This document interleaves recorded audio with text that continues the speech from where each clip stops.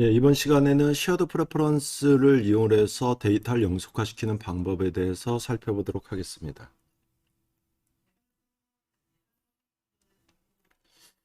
자, 쉐어드 프레퍼런스를 이용해서 데이터를 영속화시키는 방법이 뭐냐면, 우리가 데이터를 키밸류성으로 영속화시키겠다는 겁니다. 그러니까 워낙 API 쪽으로도 쉬워요. 하나의 어플리케이션에 영속화시킬 데이터가 있다라고 하면 키 값으로 식별해서 값을 밸류 값으로 집어넣고 이렇게 영속화시키겠다라는 방법이 되겠습니다. 그래서 우리는 키밸류성으로 데이터를 이렇게 담아주면 돼요. 그러면 이게 왜 영속화되냐면 우리는 그냥 키밸류성으로 데이터를 담아주면 되는데 이게 사실은 파일로 저장이 됩니다. 자동으로. 우리가 파일을 직접 라이트하는 건 아니고요. 이 파일은 XML 파일이고요. 우리가 이미 파일 쪽을 봤으니까 그러면 이 파일이 어디에 저장되는 거냐? 내장 메모리 공간에. 그래서 프레퍼런스, 쉐어드 프레퍼런스를 이용해서 저장한 어떤 이 파일에 외부 앱에서 억세스가 안 됩니다. 그러니까 결국 그 앱 내에 어떤 이제 데이터를 저장하기 위한 거죠. 이게 이제 쉐어드 프레퍼런스다라고 봐주시면 되겠고요. 다음 시간에 살펴보겠습니다만, 이 쉐어드 프레퍼런스를 이용해서 키밸류성으로 어떤 데이터를 저장할 거냐, 그건 뭐 여러분들 마음이긴 하겠습니다만, 다음 시간에는 가장 대표적인 게 앱 설정 쪽이에요.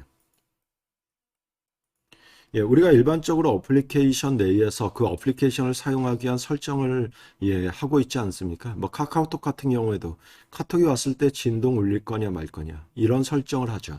그래서 만약에 유저가 진동 울리겠다고 설정을 하면 true라는 데이터가 영속적으로 저장이 돼야 되잖아요. 그런데 그런 설정 데이터는 일반적으로 그냥 키밸류성으로 몇 건 저장해 놓으면 되잖아요. 그 설정 쪽에 가장 대표적으로 쓰는 게 쉐어드 프레퍼런스예요. 물론 뭐 설정 데이터가 아닌 다른 데이터도 얼마든지 프레퍼런스를 이용해서 키밸류성으로 데이터를 저장할 수도 있긴 합니다만 그렇습니다. 먼저 쉐어드 프레퍼런스 사용하는 방법에 대해서 좀 소개를 하죠. 그래서 영속적으로 데이터를 저장하겠다는 거예요. 결국 파일에 저장하니까 그런 얘기가 되죠. 우리가 파일 리드라이트를 하는 건 아니고요.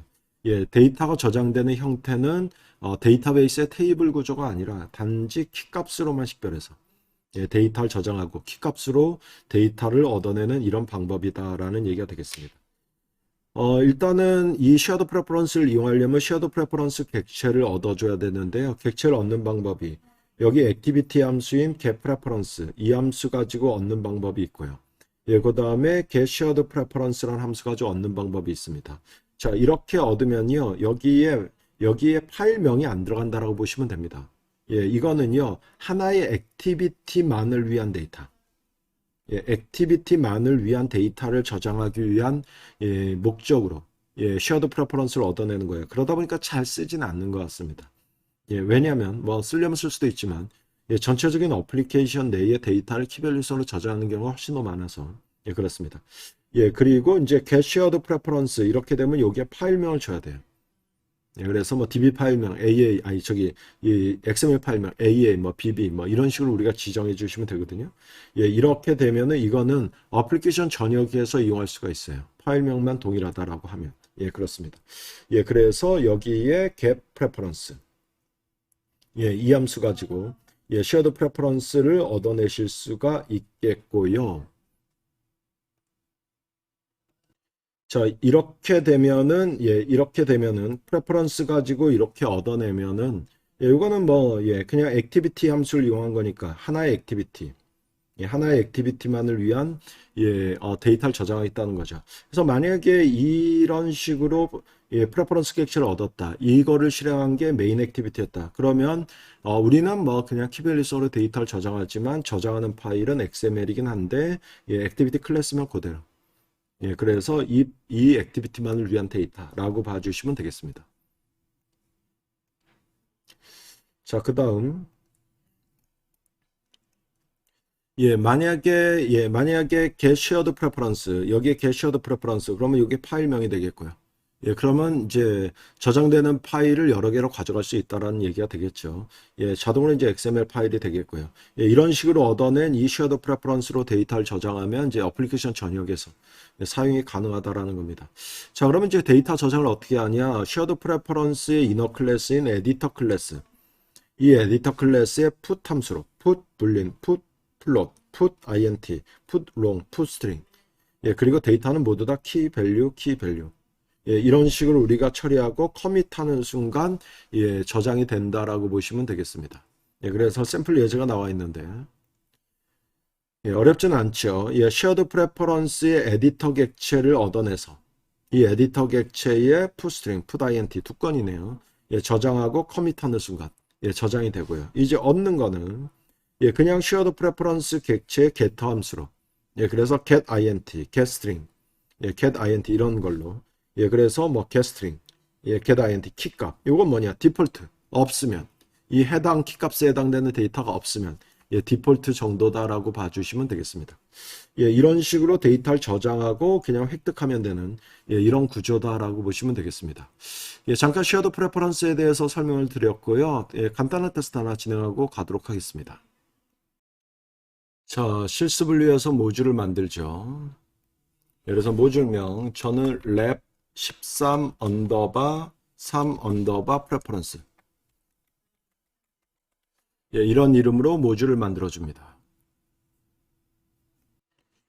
자, 모듈이 만들어졌으면은 빌드그래들 파일에 만들어져 있는 모듈의 빌드그래들 파일에 뷰 바인딩 선언합니다.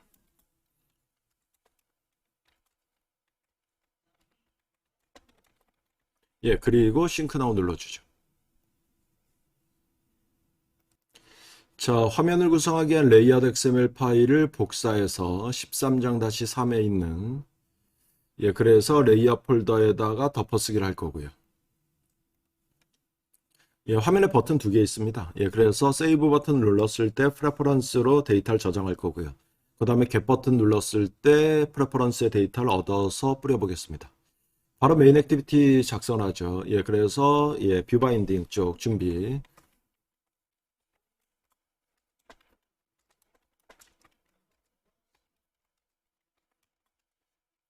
예, 그리고 세컨드 뷰. 자, 이렇게 준비한 다음에 쉐어드 프레퍼런스 객체를 먼저 선언을 하죠. 예, 쉐어드 프레퍼런스. 예, get shared preference라는 함수를 이용하도록 하겠습니다. 파일명 뭐 요 정도로 가져갈 거고요.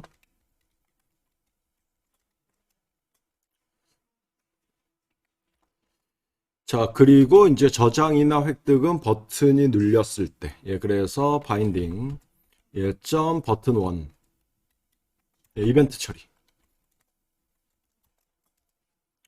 자, 여기에서 저장하기 위한 거니까 이 프레퍼런스의 에디터 객체가 있어야 되겠습니다. 예, 그래서 shared preference 점 에디터.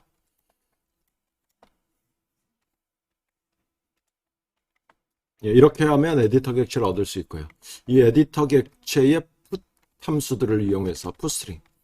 예, 그래서 키값 데이터 1, 예, value 값 hello. 예, 이렇게 지정해주고 하나만 더 저장하죠. 예, put int. 이번에는 키값 데이터 2. 예, 그 다음에 value 값 100. 뭐 이런 정도로 하고요. 예, 그 다음에 저장해줍니다. 커밋하는 순간 저장이죠. 예, 저장됐어요. 예, 획득은 두 번째 버튼 눌렸을 때. 예, 이벤트 처리해서 일단 데이터를 얻겠습니다. 그래서 데이터 1. 예, 그래서 프레퍼런스의 get 함수로. 예, 키값은 데이터 1. 예, 만약에 없었다면 디폴트 값은 world. 예, 그 다음에 int 값 넣었죠. 데이터 2. 예, preference.getInt 키값 데이터 2. 예, 만약에 없었다면 value 값 0. 예, 그리고 로그로 찍어서 확인하죠. 예, 그래서 제대로 획득이 됐는지. 예, 그래서 데이터 1 찍고 예, 그 다음에 데이터 2 찍고 자, 실행시켜 보도록 하겠습니다.